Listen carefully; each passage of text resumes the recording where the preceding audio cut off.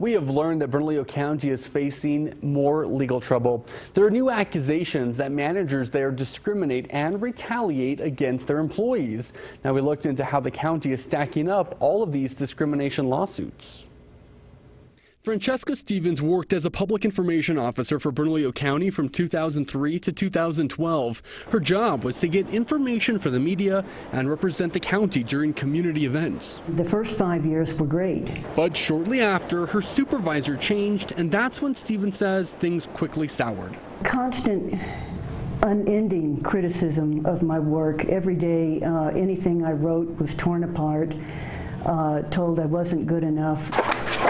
Under her old supervisor, Stevens got good performance reviews, but under her new supervisor, Tia Bland, she got contradictory reviews. Take this for example. In one section, Bland writes, "Not proactive as writer for website," but in the same review she wrote, "Your strength is writing." Every day was a battle. It was just a hostile work environment for me. When Stevens complained to the county manager and HR department, she got demoted. Her office was moved away from the rest of the team. In fact, the county's own risk management department determined her office space to be hazardous. Eventually, Bland fired Stevens.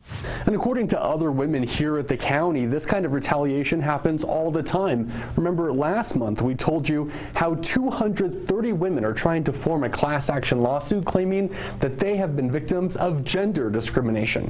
Dozens of EEOC charges asserting sexual harassment, sex discrimination, discrimination in hiring decisions, discrimination in pay decisions, and retaliation against employees who report those things. This is attorney Whitney Warner, who represents the other women. She says the way the county hires, promotes, and fires is unfair, and the county has policies that support a culture of discrimination. In terms of their employment practices and how they treat women, it's one of the worst employers that I think I've seen. The county denies all this. In an emailed statement regarding Stevens' case, Bland wrote, "No one at Bernalillo County retaliated or discriminated against Francesca Stevens.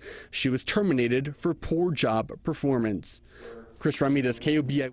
Now, Stevens has won numerous awards for her writing. In fact, she wrote for the Albuquerque Journal for 10 years. Stevens says the way she was treated by her supervisor caused her to have severe depression and anxiety.